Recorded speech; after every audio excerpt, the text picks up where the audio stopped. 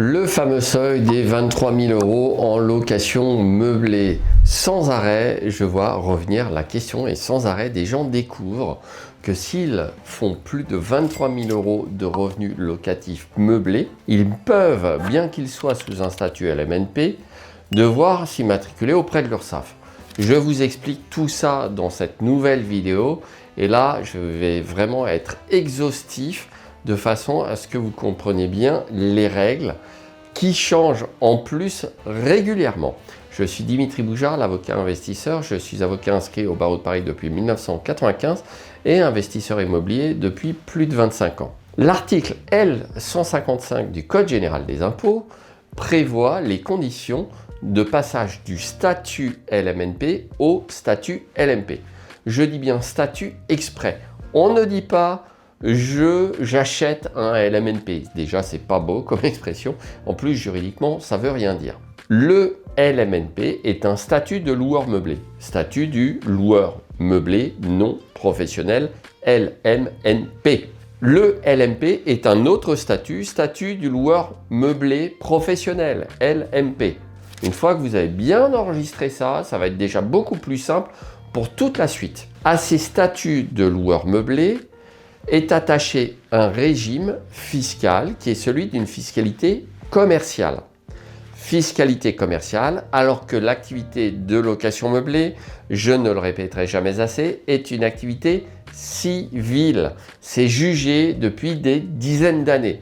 Donc si en 2026, on vous dit encore que la location meublée est une activité commerciale, la personne qui vous dit ça ne s'y connaît pas et vous devez vous arrêter là et ne pas écouter d'autres conseils de sa part. La seule exception sur la location meublée qui peut se transformer en activité commerciale est la location meublée en courte durée dès lors qu'elle se transforme en activité de para-hôtellerie.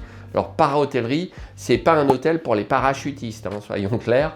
La para-hôtellerie, c'est tout simplement le fait de transformer une activité de location meublée en activité de vente de services de nuitée avec des services additionnels comme le petit déjeuner, l'accueil personnalisé, le changement de linge, le ménage. Voilà, il y a des critères. J'ai déjà fait plusieurs vidéos sur la para-hôtellerie et la para-hôtellerie est quelque chose qui est amené à mon avis à se développer en France car à l'heure où je vous parle, la loi française n'est pas conforme aux directives européennes.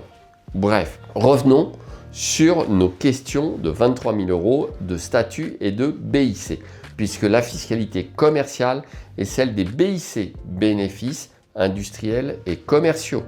Et là, vous avez deux régimes possibles, le micro-BIC et les BIC au réel. Le micro-BIC lui-même connaît plusieurs seuils en deçà desquels il faut rester pour pouvoir en bénéficier. Vous voyez, pas encore quelque chose de très simple. Écoutez bien cette vidéo jusqu'au bout parce que vraiment vous aurez toutes les réponses. LMNP, LMP, vous êtes par défaut loueur meublé non professionnel si vous ne remplissez pas les deux conditions suivantes. Soit vous ne dépassez pas 23 000 € de revenus locatifs meublés annuels au sein du foyer fiscal. Donc si vous êtes marié ou pacsé, vous additionnez les revenus des deux. Attention. Donc si vos revenus locatifs meublés ne dépassent pas les 23 000 € par an, par défaut, vous êtes sous un statut de loueur meublé non professionnel. Et statut de loueur meublé non professionnel égale 0 impôt sur le revenu tant que votre activité de loueur meublé.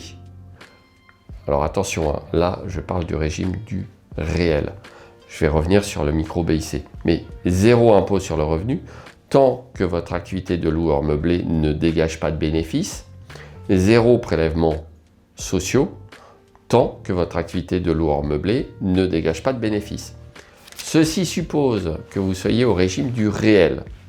Précision sur le régime du micro-BIC. En micro-BIC, vous allez simplement bénéficier d'un abattement sur le montant de vos locations.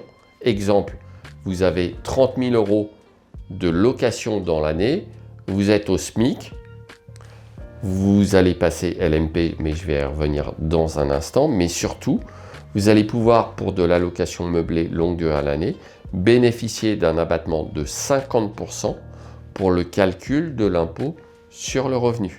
Vous allez donc déclarer seulement 15 000 € de bénéfices taxables. C'est ça le principe du micro-BIC. Donc, statut LMNP. Au réel, potentiellement zéro impôt, zéro prélèvements sociaux pendant une longue durée. Tout ceci dépend évidemment de votre rentabilité. Deuxième condition, vous dépassez 23 000 €, mais vos revenus locatifs meublés restent inférieurs aux revenus d'activité professionnelle du foyer fiscal. Je veux que vous sortiez de la tête l'histoire des 50% qu'on voit encore traîner sur Internet à l'heure actuelle. Ces 50% n'ont jamais existé, en tout cas pas dans ce domaine, dans la loi fiscale. Le critère des 50% ne figure que dans des règles relatives à l'impôt sur la fortune immobilière. Donc c'est pas la peine qu'on vienne me dire « mais si la loi a été changée, etc. » C'est faux. L'article 155 est rédigé de la même façon depuis déjà plusieurs années. Il a juste été un petit peu amendé en 2018 avec la suppression de la troisième condition pour passer en LMP, qui était l'inscription au RCS, d'accord? Mais sinon, il n'y a jamais eu cette histoire de 50%. Donc, si on vous maintient que s'il y avait 50%, c'est faux, on vous ment, on vous raconte n'importe quoi, d'accord? Le deuxième critère, c'est vous comparez vos revenus locatifs meublés, par exemple, dans mon exemple, 30 000 € brut, avant charge déductible, et vous comparez vos salaires après déduction des 10%, par exemple 40 000, vous voyez bien que 30 000 c'est inférieur à 40 000, et que par conséquent, vous ne remplissez pas la deuxième condition de passage en LMP, et vous restez LMNP. Voilà. Et donc, là encore une fois, facile, si vous êtes au régime des BIC au réel, tant que vos revenus locatifs meublés ne dégagent pas de bénéfices fiscaux, vous n'aurez rien à payer. Alors, rien à payer fiscalement et socialement. Attention, je ne parle pas de la taxe foncière ou de la taxe d'habitation en courte durée. Bref, vous passez loueur meublé professionnel parce que, condition essentielle, vos revenus meublés bruts dépassent vos revenus d'activité professionnelle. Vous allez devoir choisir un régime social auprès de l'URSSAF et vous immatriculer auprès de l'URSSAF. Il y a plusieurs régimes sociaux qui eux-mêmes dépendent du type de location meublée. Location meublée courte durée non classée, location meublée courte durée classée, location meublée longue durée à l'année. Évidemment, ça serait trop simple. Les seuils de chiffre d'affaires pour bénéficier de tel ou tel statut ne sont pas les mêmes et les pourcentages de cotisation ne sont pas les mêmes non plus. Et vous pourrez retrouver sur le site de l'URSSAF des indications à ce sujet. Là où je veux revenir sur les 23 000 €, c'est la subtilité que, encore une fois, trop de gens méconnaissent. Vous pouvez très bien être immatriculé à l'URSSAF parce que vous dépassez 23 000 € alors même que vous restez sous un statut fiscal de loueur meublé non professionnel. Étonnant. Et en fait non, c'est l'article L611-1 du Code de la Sécurité sociale qui, pour la location meublée en courte durée, prévoit expressément que pour l'immatriculation à l'URSSAF, il y a une seule condition, le dépassement des 23 000 € par an de chiffre d'affaires. Et oui, c'est comme ça. Donc vous le comprenez, c'est de là que vient cette confusion que je rencontre encore fréquemment. Attention, tout ceci change régulièrement et pour vous tenir au courant de ces changements, j'ai la solution. Il vous suffit de rejoindre Le Droit d'Investir, mon accompagnement hebdomadaire. Vous pourrez notamment une fois par mois me poser vos questions en direct. Vous pourrez bénéficier de toutes les ressources qui existent déjà. Et en cas d'urgence, une question, vous dégainez votre téléphone portable, vous allez dans Le Droit d'Investir et vous posez votre question à mon IA personnel qui est élaboré à partir de mes propres ressources. Donc fini les hallucinations de mes meilleurs amis que sont Claude et ChatGPT. Pour rejoindre Le Droit d'Investir, c'est très simple, vous cliquez sur le lien qui est sous la vidéo. Maintenant que vous avez compris vraiment l'histoire des 23 000 €, Comment cela se passe-t-il en termes d'imposition? Comme je l'ai dit, si vous êtes loueur meublé non professionnel et que vous êtes au régime du réel, tant que vous n'avez pas de bénéfice taxable, vous ne payez rien. Le jour où votre expert comptable vous calcule un bénéfice taxable, vous allez être taxé dans votre tranche marginale d'imposition, plus, puisqu'on est en meublé, 18,6% d'impôts et de prélèvements sociaux. J'attire votre attention sur le fait que vous trouverez encore des infos sur Internet périmées à 17,2, mais que le seuil a grimpé à 18,6 suite à l'augmentation de 1,4 point de la CSG. Donc là encore, c'est assez prévisible. Par contre, attention, si vous êtes déjà dans une haute tranche d'imposition, 41, 45, ça va faire très mal. 41% plus 18,6 de prélèvements sociaux, ça devient quasiment confiscatoire. Et dans cette hypothèse, il est probable que vous aurez eu intérêt à réfléchir à un passage en société civile immobilière à l'impôt sur les sociétés et à une inflexion de votre stratégie d'investissement immobilier. Autre hypothèse, vous êtes carrément passé LMP, et là ça change totalement, puisque vous allez avoir un premier calcul de loyer moins les charges et les amortissements.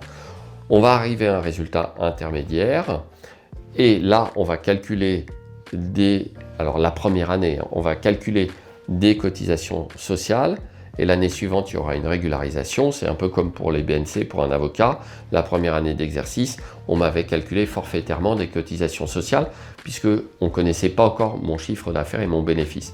L'année suivante, il y a une régularisation et les cotisations sont assises sur le résultat avant déduction des cotisations. Et la plupart de ces cotisations sont elles-mêmes déductibles.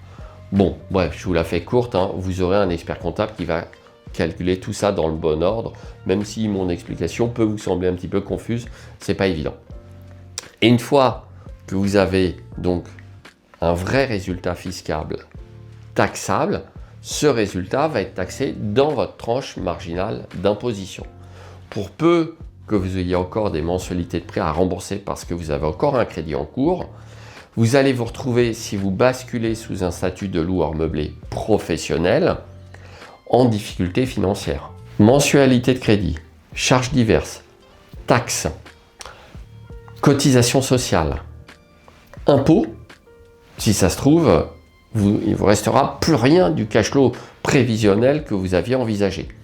Donc le passage en loueur meublé professionnel ne doit pas être subi, mais doit être soit un choix, parce qu'il peut arriver qu'il soit intéressant pour l'investisseur d'être loueur meublé professionnel. Moi, je ne suis pas c'est tout noir ou c'est tout blanc, hein. C'est du cas par cas et votre stratégie d'investissement doit être millimétrée et calculée. Et il peut arriver que vous ayez intérêt à passer sous un statut de loueur meublé professionnel, notamment par exemple pour des considérations d'impôt sur la fortune immobilière. Toujours est-il que vous ne devez pas vous retrouver comme ça en étant passé LMP sans le savoir. Vous devez avoir anticipé. C'est extrêmement important. J'attire encore votre attention sur une particularité à propos du micro-BIC. Les seuils de micro-BIC varient en fonction de la nature de la location. Si vous faites de la location meublée en courte durée, le nouveau seuil depuis 1 an et demi du micro-BIC est de 15 000 € par an. Si vous avez une location meublée courte durée et que vous réalisez 20 000 € de chiffre d'affaires, vous ne pouvez plus être en micro, vous devez passer au réel. En revanche, si vos locations meublées courte durée sont classées, le seuil est à 77 700 €. Donc il peut être particulièrement intéressant d'envisager le classement de vos locations meublées en courte durée, surtout que ça a des impacts sur la taxe de séjour. Vous l'aurez compris, absolument tout est lié dans l'investissement immobilier. C'est un petit peu comme le Mikado, si vous retirez une des baguettes, vous pouvez faire s'écrouler tout le reste. Là, tout est enchevêtré. Donc faites bien attention et pesez chacune de vos décisions. Autre précision, le micro-BIC pour la location meublée courte durée, l'abattement est passé à 30%. Donc il faut être à moins de 15 000 et on n'a plus que 30% d'abattement. Si vous êtes classé, c'est 77 700, mais l'abattement est également de 50%.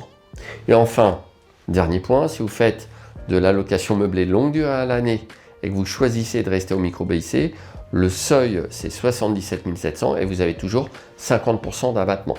Bon, tout ça est devenu carrément compliqué suite aux réformes ponctuelles par-ci, par-là. Et je ne vous ai même pas parlé dans cette vidéo de la réforme sur l'amortissement. On y reviendra dans une prochaine vidéo. J'espère avoir été assez exhaustif. Plus besoin d'aller piocher par-ci, par-là une info. Vous revoyez cette vidéo, vous rejoignez le droit d'investir pour les compléments d'information et tout ira bien, ça sera assez facile pour vous. Je vous dis à tout de suite dans la prochaine vidéo.